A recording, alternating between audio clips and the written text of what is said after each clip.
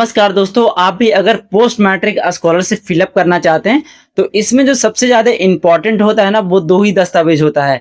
एक आपका bonafide certificate, एक आपका फी रिसिप्ट। तो ये बोनाफाइड सर्टिफिकेट आपको कैसे बनवाना है, कौन से फॉर्मेट पे आप बनवाओगे, और इस बोनाफाइड सर्टिफिकेट को अगर आप बनवा लेते हो तो इससे आप कैसे फिलअप करोगे, आपका फी रिसिप्ट कौन सा लगेगा, मतलब कौन सा आपका फी रिसिप्ट लगाना चाहिए तो आपका जो स्कॉलरशिप होगा वो रिजेक्ट नहीं होगा। तो इस वीडियो में मैं आपको बोनाफाइड सर्टिफिकेट फिलअप करके ही बताऊंगा और कौन सा बोनाफाइड सर्टिफिकेट आपको बनवाना है। अगर आपको कॉलेज फी रिसिप्ट नहीं दिया है तो उस फी रिसिप्ट को कैसे मैनुअली बनवाओगे, तो संपूर्ण जानकारी इस वीडियो में आपसे शेयर करने वाला हूं। तो वीडियो को आपको लास्ट तक जरूर देखना है। आप भी अगर बोनाफाइड वाला स्कॉलरशिप भरते हो तो आपका भी रिजेक्ट होने का चांसेस बढ़ जाता है। तो एक लाइक जरूर कर दीजिएगा, चैनल को सब्सक्राइब जरूर कर लीजिएगा, बेल आइकन को भी जरूर प्रेस करिएगा कि आने वाले हर एक वीडियो का नोटिफिकेशन आप पे सबसे पहले पहुंचे। अपने दोस्तों में भी जरूर शेयर कर दीजिएगा। जो बोनाफाइड सर्टिफिकेट है ना, वो बिहार गवर्नमेंट का ऑफिशियल बोनाफाइड सर्टिफिकेट है। आप देखिए, इसके जैसे आप नीचे जाएंगे ना, यहाँ पे आपको एक लाइन देखने को मिल जाएगा, to be printed on official letter pad college and institute. इसका जो कहने का मतलब है ना कि जिस कॉलेज या इंस्टीट्यूट में आपने एडमिशन लिया है उसके ऑफिशियल लेटर पैड पे इस बोनाफाइड को प्रिंट करवाएंगे। इस कॉलेज या फिर इंस्टीट्यूट में आपने एडमिशन लिया है वो आपने लेटर पैड पे कैसे इसको प्रिंट करेंगे। कुछ जो कॉलेज या इंस्टीट्यूट है वो आपने लेटर पैड पे कुछ इस प्रकार का बोनाफाइड प्रिंट करके रखते हैं। जब आप लेने जाते हैं तो वो डायरेक्टली आपको दे देते हैं, आप अपना नाम वगैरह यहाँ पे फिलअप करके इसे आप रेडी कर सकते हैं। कुछ जो कॉलेजेस हैं वो इस प्रकार का आपको बोनाफाइड देती है, जहाँ पे आपको बोनाफाइड भी देखने को मिल जाएगा और यहीं पे आपको फी स्ट्रक्चर भी देखने को मिल जाएगा।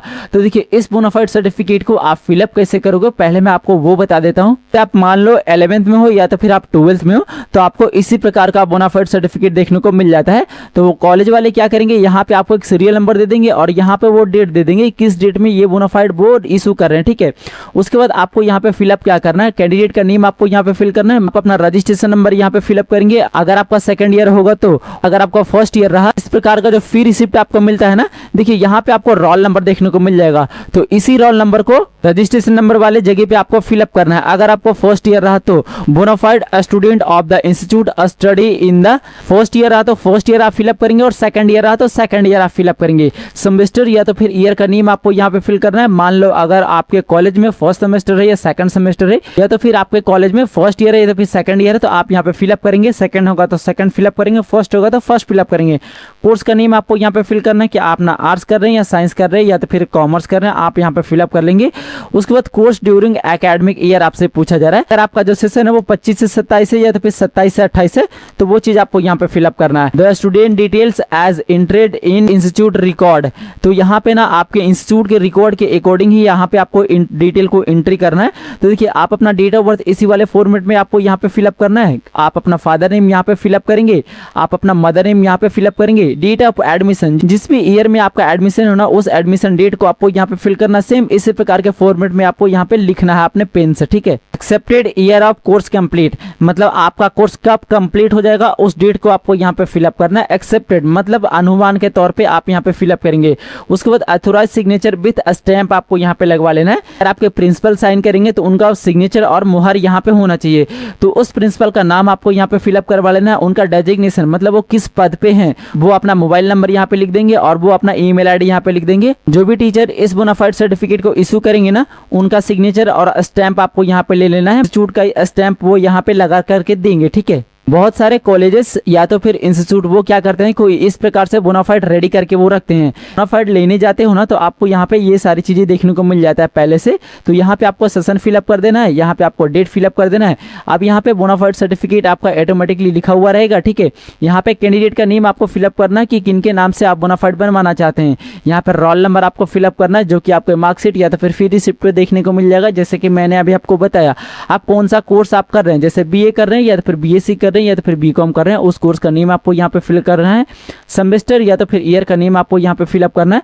कोर्स का नेम आपको यहाँ पे फिलअप करना है। कोर्स ड्यूरिंग एकेडमिक ईयर आपको यहाँ पे फिलअप करना है। ये जो स्कॉलरशिप फिलअप हो रहा है ना 26 से 27 सेशन वालों के लिए हो रहा है। तो अपना डेट ऑफ बर्थ यहाँ पे फिलअप करेंगे, आप अपना कैटेगरी यहाँ पे फिलअप करेंगे। SC से आते हैं या तो फिर ST से आते हैं या तो फिर BC1 है या फिर BC2 है, जिस भी कैटेगरी से आप आते हैं आप यहाँ पे इस प्रकार से मार्क कर देंगे। ठीक है, आपके कॉलेज में जैसे मिलता होगा आप उस हिसाब से करेंगे।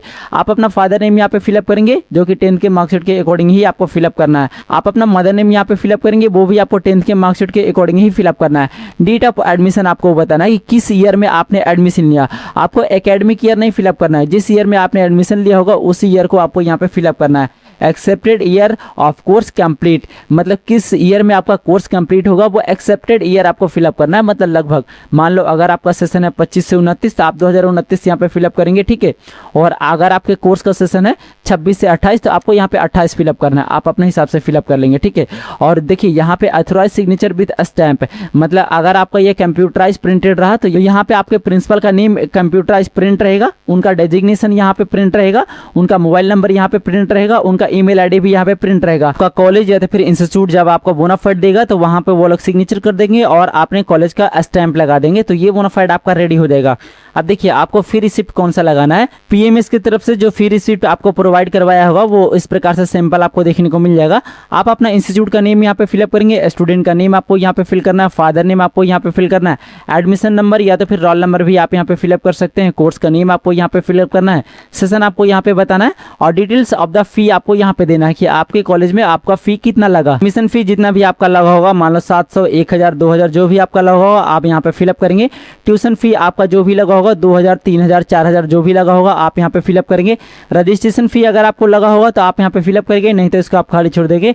एग्जामिनेशन फी अगर आपको लगा होगा तो फिलअप करेंगे, नहीं तो इसे भी आपको खाली छोड़ देना है।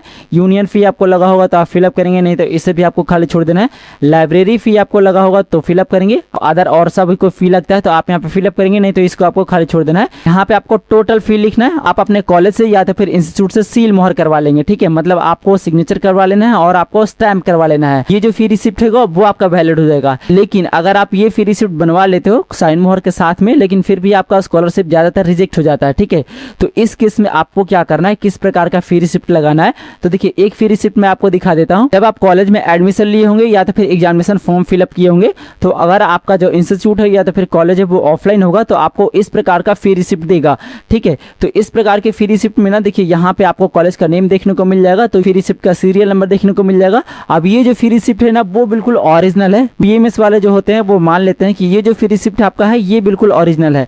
तो इस प्रकार का अगर आपके पास फी रिसिप्ट है तो आपका जो स्कॉलरशिप है वो रिजेक्शन होने के चांसेस कम जाता है। ये आपको कॉलेज में फी लगाना, वो फी का डिटेल आपको यहाँ पे देखने को मिल जाएगा। तो जैसे कि जो भी आपका फी लगा होगा, ट्यूशन फी, एडमिशन फी, री एडमिशन फी, सीएलसी फी, माइग्रेशन फी, जो भी आपका लगा होगा वो टोटल आपका यहाँ पे शो करेगा, ठीक है। और यहाँ पे वो लोग डेट लिख करके दे देते हैं और वर्ड में भी कभी कभी लिख के दे देंगे, और यहाँ पे सिग्नेचर जब वो कर देते हैं ना तो ये फी रिसिप्ट भी आपका बिल्कुल ओरिजिनल है और ये वैलिड है। जब आप ये फी रिसिप्ट लगाओगे ना तो आपका जो स्कॉलरशिप कभी रिजेक्ट ही नहीं होगा। बहुत सारे कॉलेजेस ऐसे होते हैं जो इस प्रकार का आपको फी रिसिप्ट दे देते हैं, जैसे कॉलेज कोड वगैरह लिख के, तो ये फी रिसिप्ट भी आपका बिल्कुल वैलिड होता है। अगर आपके पास इस प्रकार का फी रिसिप्ट है तो ये भी आप लगा सकते हैं, आपका जो स्कॉलरशिप है वो रिजेक्ट नहीं होगा।